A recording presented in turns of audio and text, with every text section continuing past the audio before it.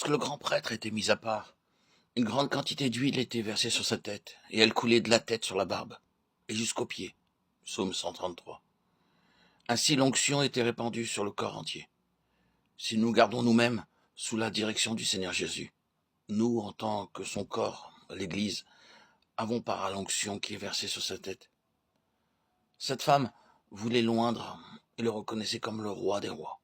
Cette onction n'était utilisée que pour le grand prêtre, les mariés et les rois. Même actuellement, lorsque le roi d'Angleterre est mis à part, on loin, cette femme alla vers le Seigneur, sachant qu'il était le grand prêtre, l'époux céleste et le roi des rois. Quelle foi! Les autres l'entendirent, mais ne le comprirent pas. Ils lui firent plutôt des reproches, essayant de l'arrêter dans ce qu'il faisait, ou ils se disputaient pour savoir lequel serait le plus grand et qui aurait la plus haute position dans le royaume. Seule cette femme voulait exalter le Seigneur Jésus. Elle ne pouvait rien faire d'autre, aussi elle vint pour l'oindre, déclarant par cet acte: « Maintenant, Seigneur, je crois que tu meurs pour le monde entier. Tu l'as dit, tu donnes ta vie pour les brebis et tu meurs comme l'agneau de Dieu. Tu es mon Créateur, mon roi et mon sauveur. » Si nous voulons avoir une vie triomphante, un foyer heureux et une église vivante, le Seigneur Jésus doit être exalté dans nos prières, notre témoignage et nos vies. Quelques-uns peuvent dire qu'ils sont remplis du Saint-Esprit, mais si vous écoutez leur conversation ou leur prédication, au lieu d'exalter le Seigneur Jésus, ils s'élèvent eux-mêmes. Vous verrez que, quoi qu'ils disent ou fassent, c'est pour leur propre gloire et pour leur propre édification. À ce sujet, le Saint-Esprit nous avertit dans Actes 5, 30-32. Pierre exaltait le Seigneur Jésus lorsqu'il déclara comment le Seigneur Jésus était élevé. Nous sommes témoins de ces choses, de même que le Saint-Esprit. Le Saint-Esprit nous permet de voir la position hautement élevée du Seigneur Jésus. Par exemple, lorsque la reine d'Angleterre allait être couronnée, on invita tous les chefs des différents pays. Tous ne pouvaient pas y aller. Seuls les chefs d'État furent invités. S'il n'y avait pas de roi, le Premier ministre y allait.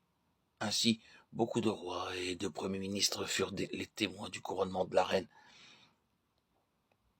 Et lorsqu'ils retournèrent dans leur pays, ils racontèrent ce qu'ils avaient vu et comment la reine avait été couronnée. Le Saint-Esprit fut le premier témoin dans le ciel de l'exaltation du Seigneur Jésus. Éphésiens 1, 20 à 23. Il fut témoin d'élévation le jour de l'ascension du Seigneur Jésus. Puis, il descendit pour annoncer ce qui était arrivé à ce moment-là. Aussi Pierre dit-il, ne sommes-nous pas les témoins de cette élévation?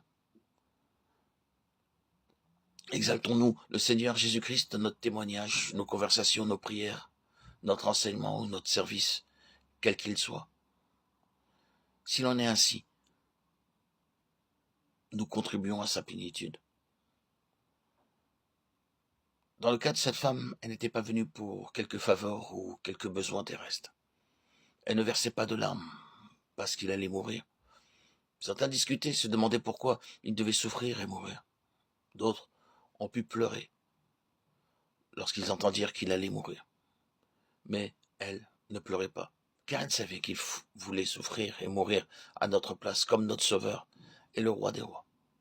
Elle voulait oindre le corps du Seigneur, Jésus, comme devait être oint un roi. Aussi, elle lui apporta le parfum le plus précieux, en disant par la foi, Seigneur, je suis prête à tout verser pour toi. Maintenant, tout ce que tu me demandes, je suis prête à te le donner. C'est là la véritable adoration.